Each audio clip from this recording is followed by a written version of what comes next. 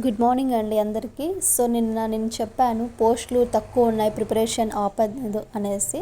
So చూడండి, మనకు news పేపర్లో పబ్లిష్ అయిన న్యూస్ ఏంటంటే మనకు డిఎస్సి నెక్స్ట్ మంత్ అనేసి చెప్పి, అండ్ దాంతోపాటు 10,000 వరకు పోస్టులతో నోటిఫికేషన్ వస్తుంది. అండ్ దాంతోపాటు ఒక 9,000 members retirement and English and computer పరీక్ష అనేసి ఇచ్చారు. సో అంత తక్కువ మందితో మనకు నోటిఫికేషన్ అనేది ఎప్పుడు రిలీజ్ అవ్వదండి. ఎందుకంటే ఇప్పుడు రిటైర్మెంట్స్ అనేవి ఉన్నాయి. నేను మొన్ననే మీకు చెప్పాను, రిటైర్మెంట్స్ అనేవి ఉంటాయి. సో మనకు 10,000 అలా పోస్టులతో ఉండే నోటిఫికేషన్ అయితే వస్తుంది. ప్రిపరేషన్ అనేది ఒక 2 days మీరు పోస్ట్పోన్ చేసినా కూడా మళ్ళీ మనకే నష్టం అనేసి.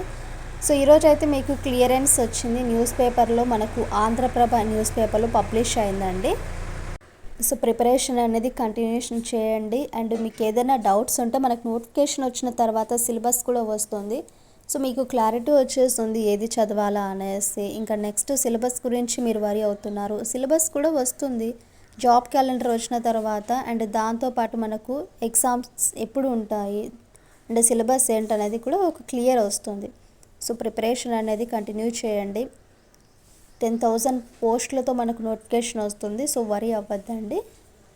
సో అక్కడ క్లియర్గా మనకు మెన్షన్ చేస్తారనమాట. ఎస్టీటీ ఒక 6,000, స్కూల్ అసిస్టెంట్ 3,000, పీఈటీలు 500, మొత్తం మనకు 9,500 పోస్టులు ఉండేది అనేసి మనకు క్లియర్గా అక్కడ ఇచ్చారు చూడండి. సో మనకు నోటిఫికేషన్ అనేది వస్తుంది. మీరు ఎంత వీలైతే అంత తొందరగా సిలబస్ని కవర్ చేసి నంబర్ ఆఫ్ టైం రివిజన్ చేస్తేనే అండి మనకి ఇప్పుడు ఉండే సిచ్యువేషన్కి.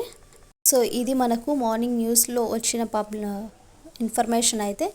వీడియోని లాస్ట్ వరకు చూసింటే మాత్రం చిన్న లైక్ ఇవ్వండి. అలాగే మీకు నచ్చినట్లుగా అయితే మన ఛానల్ను లైక్ అండ్ షేర్, సబ్స్క్రైబ్ చేయడం మర్చిపోదు. అండ్ దాంతోపాటు క్లాసెస్ అనేవి అప్లోడ్ చేస్తున్నాను, వాటిని కూడా చూసి మీరు బిట్స్ అనేవి చేస్తూ ఒక ఐడియా వస్తుంది మీరు కూడా. ఓకేనా?